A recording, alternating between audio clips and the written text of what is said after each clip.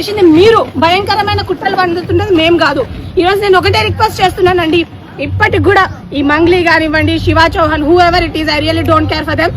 ప్రతి ఒక్కరు నేను ఒకటే రిక్వెస్ట్ చేస్తున్నా, చూస్తున్న ప్రజలకు కూడా ఒకటే రిక్వెస్ట్ చేస్తున్నా, దయచేసి ఇప్పటికైనా మీరు బయటకు వచ్చి బాధితుల పక్షాన ఉండి వాళ్ళ తరపున ఒక అడ్వకేట్ ఒక సీనియర్ అడ్వకేట్ ని ఎవరైనా పెట్టండి. లేకపోతే ప్రతి ఒక్క బాధితుడు మీ మీద కంప్లైంట్ డెఫినెట్ గా ఇస్తారు. ఎప్పుడు చరిత్రలో లేనటువంటి రియాక్షన్ చూస్తారు మీరు చేసిన పనికి. సో నేను రిక్వెస్ట్ చేస్తున్నాను, I'm requesting all the government agencies and investigation agencies ఏవైతే ఉన్నాయో ప్రతి ఒక్కరు దీన్ని చాలా సీరియస్ యాక్షన్ తీసుకొని, ఎవరైతే బాధితులు 100-200 కాదండి, 1000 మంది ఉన్నారు, కొన్ని కోట్ల ట్రాన్సాక్షన్ జరిగింది. సో వీటన్నిటి గురించి కూడా బయట పెట్టాల్సిందిగా కోరుకుంటారు. ఇందులో ఎంత పెద్దవాళ్ళు ఉన్నా కూడా వాళ్ళందరినీ బయట ట్రాక్ చేయాలి. ఈ రోజు వాళ్ళు ఏదైతే బాధపడుతున్నారో వాళ్ళు బాధపడకుండా వాళ్ళకి 100% న్యాయం జరగాలి. So I'm requesting the current Congress government to take a serious action on this. Thank you. మేము మోసం చేయలేదు అని చెప్పేసి పార్ట్ ఆఫ్ అవర్ జాబ్ అనుకుంటా అండి. నాకు తెలిసి ఈరోజు మంగ్లీ గారు అంటారు, నేను కష్టపడి ఇంత దూరం వచ్చినా అని అంటున్నారు. కష్టం అంటే ఏందమ్మా? ఇది కష్టమా? లేనోడి దగ్గర దోచుకొని తినడం ఇది కష్టం అంటారా? వాళ్ళ కడుపు కొత్తమ్మని ఒకరు చనిపోయారండి, వాళ్ళ ఫ్యామిలీని ఆదుకుంటారా? లేకపోతే మేము పైసలు పెట్టి వాళ్ళని చదివిస్తుందా? ఇష్టం వచ్చినట్టు ఏదో సోషల్ మీడియాలో పోస్ట్ చేయడం కాదు మంగ్లీ గారు. మీరు బయటకు రండి. ఈవెన్ నౌ ఇప్పుడు కూడా మేము రెడీగా ఉన్నాం. You can come out, you can ఒక డిస్కషన్ మాతో పెట్టినా కూడా వీఆర్ వెల్కమింగ్ యూ. అంటే హనుమంతుడి మీద ఒట్టేసి మరీ చెప్పింది కదా, హనుమంతుడి మీద ఒట్టేసి మా ఇష్ట దైవమే వదిలేస్తున్నాను.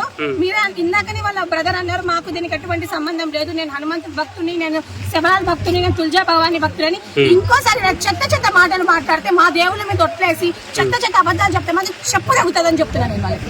చాలా సీరియస్ వార్నింగ్ చేస్తున్నా వాళ్ళ తమ్ముడికి కూడా. అసలు ఏమనుకుంటారండి నాకు అర్థం కాదు. జాతి పరువు మొత్తం తీసి మళ్ళీ పై నుంచి ఇదంతా ఏంటంటే పంచాయతీ. ఈ రోజు నేను ఒకటే రిక్వెస్ట్ చేస్తున్నాను గవర్నమెంట్ కూడా, ఇలాంటి చెత్తగాల మీద యాక్షన్ తీసుకోవాల్సిందిగా కోరుకుంటున్నాను. 4 కోట్లు ఎక్కడెక్కడంటే ఇంకో బాధితుడు కూడా మా పక్కన ఉన్నాడు.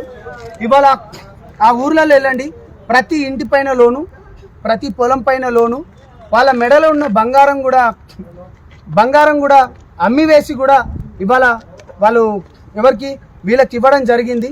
నేను చాలా క్లియర్గా చెప్తున్నాను, పంట పండించిన డబ్బులు కూడా ఇలా ఈ ఏజెంట్లకు మోసపోయి, అదేవిధంగా వీళ్ళ చుట్టాల దగ్గరికి వెళ్ళి, వీళ్ళ అక్కల దగ్గరికి వెళ్ళి, మిగతా వాళ్ళ దగ్గరికి వెళ్ళి, అంటే 10 రూపాయలు ఇక్కడ నుంచి వస్తున్నాయి కదా, 15 రూపాయలు ఇక్కడ నుంచి వస్తున్నాయి కదా అని చెప్పి వాళ్ళ దగ్గర నుంచి 4 రూపాయలు 5 రూపాయల వడ్డీ తీసుకొని వచ్చిండ్రు.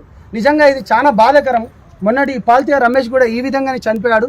మంగ్లీ ఆమె ఏమన్నది, తను చనిపోయినందుకు బాధాకరం అన్నది. కానీ మరి మీరు ఆ తండాలకు వెళ్ళండి, పోలీసులకు సహకరించండి. ఎవరెవరి అకౌంట్ ఎక్కడికైతే వెళ్ళినాయో అన్నీ రికార్డ్ చేసుకోవచ్చు కదా, GPS సిస్టాలు వచ్చినాయి, అన్నీ వచ్చినాయి. ఇప్పటికైనా ఈ దొంగ మాటలు ఆపండి దయచేసి. మీకు చేతులైతే దండం పెడుతున్నాను. ఎవరెవరైతే డబ్బులు ఇచ్చారో ప్రెజర్ చేయకండి. వాళ్ళ ప్రెషర్ వల్ల చనిపోతున్నారు, హార్ట్ అటాక్లు వస్తున్నాయి, డబ్బులు ఎట్లా కట్టాలి? వాళ్ళ పరిస్థితి చూస్తే మొన్న దయానీయ స్థితిలో ఉన్నారు. తినడానికి కూడా తిండి కూడా కరెక్ట్ లేవు, కేవలం వాళ్ళు ఉన్న బట్టలతో మాత్రమే ఉన్నారు.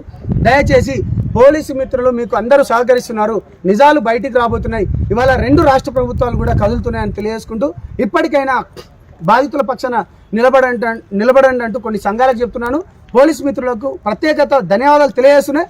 సత్వర న్యాయం గురించి మీరు ఇంకా కష్టపడి పనిచేయాల్సిన అవసరం ఉందని తెలియజేసుకుంటున్నాను.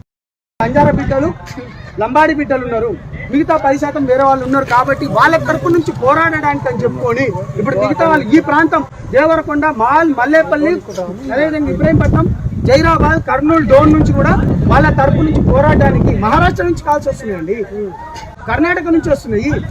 వాళ్ళ పైన కేసులు పెట్టబోతున్నారు. బాధ్యత ఇది చాలా పగడ్బందీగా చాలా క్లీన్ గా జరిగింది. మధుగాన్ని ముందు పెట్టుకొని అడ్డం పెట్టుకొని జరిగిన నాటకాలు ఇవన్నీ. మధుకు నాకు సంబంధం లేవన్నది వీడియోలు బయటకు వచ్చినాయి, ఫోటోలు బయటకు వచ్చినాయి.